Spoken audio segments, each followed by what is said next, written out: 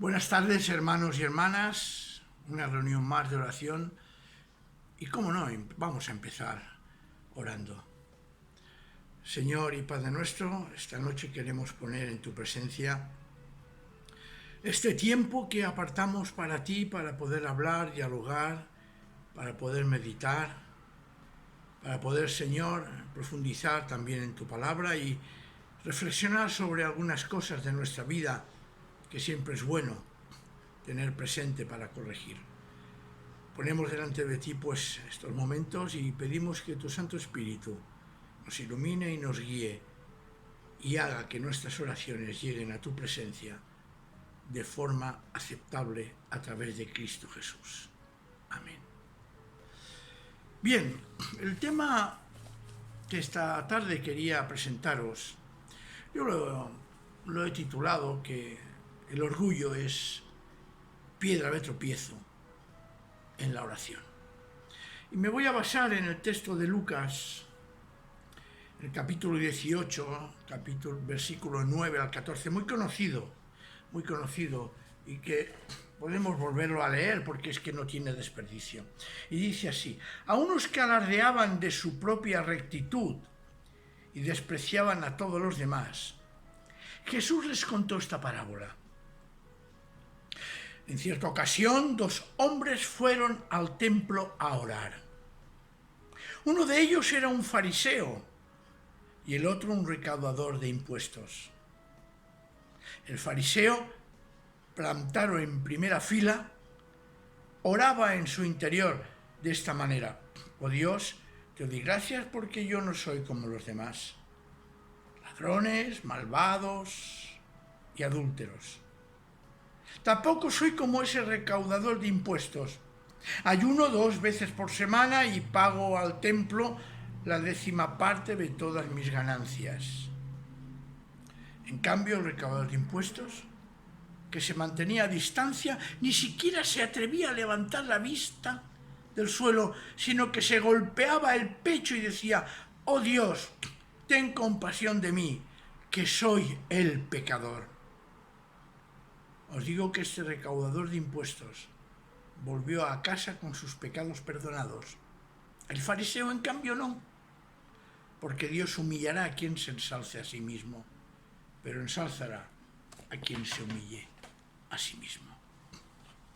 A veces es necesario, hermanos y hermanas, insistir en aquello que fácilmente se nos olvida y podemos perder de vista.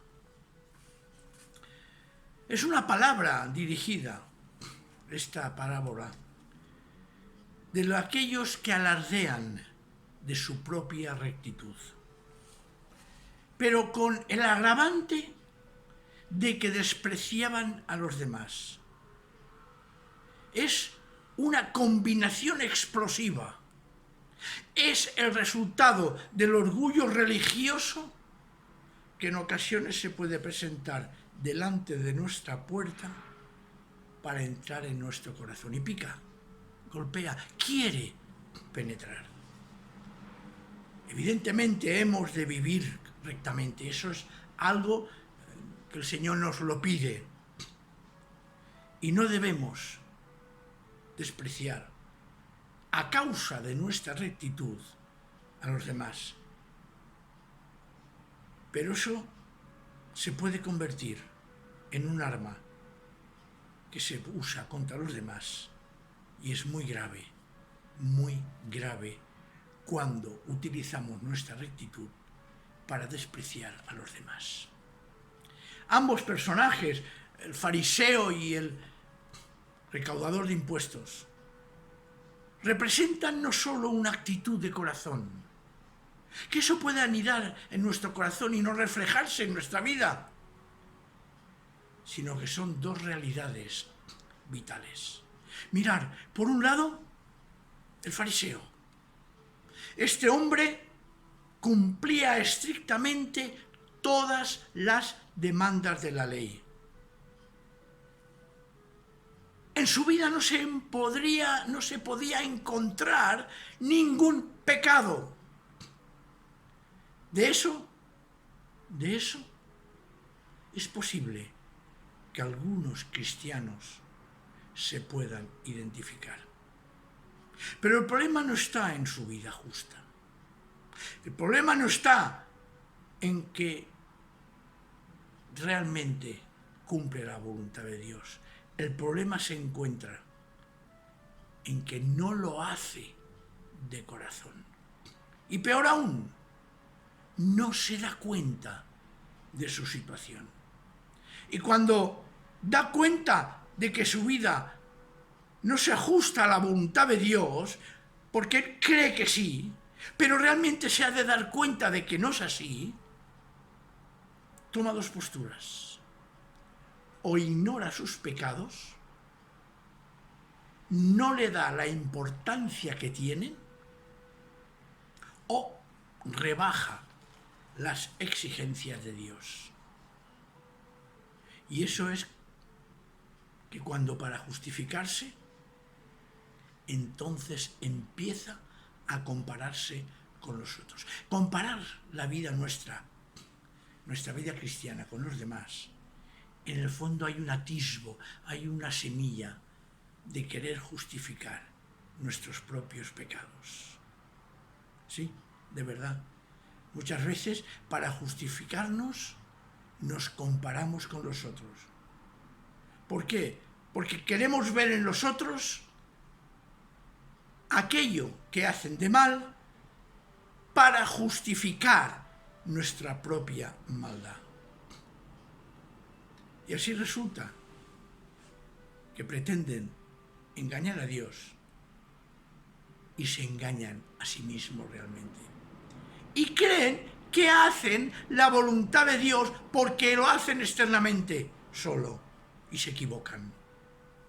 Lo que sucede es que el orgullo esconde toda la hipocresía del corazón. Es una fachada lo que viven. Es algo que no tiene fortaleza, porque en el momento en que el Señor toca el corazón, la persona se da cuenta que muchas veces actuamos de fachada y no actuamos de corazón. Y tenemos el otro personaje, el recaudador de impuestos, o como se traduce en otras versiones, el publicano. Tenemos ejemplos de cómo Jesús se relaciona con ellos. Sí, el Señor se relaciona con los publicanos, el Señor se relaciona con los fariseos, el Señor se relaciona con cualquier persona, y siempre tiene una palabra para la conversión. ¿Por qué? Porque la situación del recaudador de impuestos es evidente que está lejos de Dios. Y lo más grande, lo más hermoso, es que no pretende disimularlo como lo hace el fariseo. El recaudador de impuestos se mantiene a distancia. En el último lugar, no levanta la vista del suelo, está humillado. Se golpea el pecho en actitud de reconocimiento a la voz de dolor que sienten en su corazón, porque no es una persona recta. Y al contrario que el fariseo, resulta que externamente su vida es un desastre. Pero yo diría que su corazón está mucho más cerca de Dios que la del fariseo. ¿Y qué sucede entonces? Pues algo evidente. El Señor es el que ve el corazón. Y el Señor es el que aprecia y comprende la sinceridad del recaudador de impuestos y la hipocresía del fariseo. Mirad, hermanos y hermanas, al Señor no lo podemos engañar.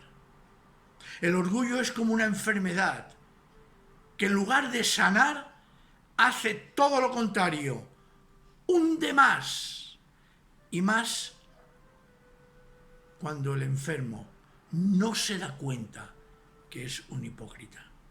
Sí, el orgullo no cabe en la oración. El orgullo no cabe en la relación con los demás. El orgullo no sabe de sinceridades. El orgulloso se cree justo. Y eso es una trampa mortal cuando se compara con los demás. ¿Hay alguna vacuna? Pues sí. Hay una vacuna contra el orgullo. Reconocer ante la palabra de Dios que pone al descubierto nuestro corazón lo que realmente somos. Reconocer que hay un abismo que solo Dios puede poner un puente para saltarlo entre lo que creemos, vivimos y hacemos. O dicho de otra manera, entre lo que hay en nuestro corazón y lo que nosotros creemos que hay en nuestro corazón. Por eso la palabra final en esta parábola es tan dura, porque Dios humillará a quien se ensalce a sí mismo, pero ensalzará a quien se humille a sí mismo. ¡Qué palabras tan duras! ¡Qué palabras tan reales! ¡Qué palabras tan difíciles de digerir cuando nosotros nos creemos mejores que los demás y realmente no lo somos! Y entonces empezamos a compararnos con los demás, a condenar a los demás, porque así, para nosotros mismos, aparecemos mejores. Por eso yo rogaría que pidamos esta noche al Señor que ponga en evidencia delante nuestro todo lo que separa el corazón de la vida práctica. Que nos haga vivir la fe de manera auténtica y sin doblez. Que dejemos de compararnos, porque a quien tenemos que dar cuentas es al Señor, tanto tú como el hermano, y nosotros no somos nadie para juzgar. Que sea Él, pidámosle, el que destruya nuestro orgullo para que nunca juzguemos a otros. Pensar una cosa, la palabra juzgar en griego significa también condenar. Condenar. Pidamos que el orgullo nunca sea para nosotros, ni para la Iglesia, ni para nadie, piedra de tropiezo. Yo esta noche quisiera pedirle al Señor: Señor, quiero ser como el publicano, porque hay que reconocer, hermanos, que muchas veces hemos sido como el fariseo. Pero hay esperanza, porque el Señor en su misericordia nos moldea, nos corrige. Y si reconocemos que en muchas ocasiones hemos sido como el fariseo, pidámosle y reconozcamos que muchas veces Él nos ha moldeado de tal manera que venimos a ser como el recaudador de impuestos. No te olvides que Dios humillará el orgullo a quien se ensalce a sí mismo, pero ensalzará a quien se humille, a quien destruya su orgullo.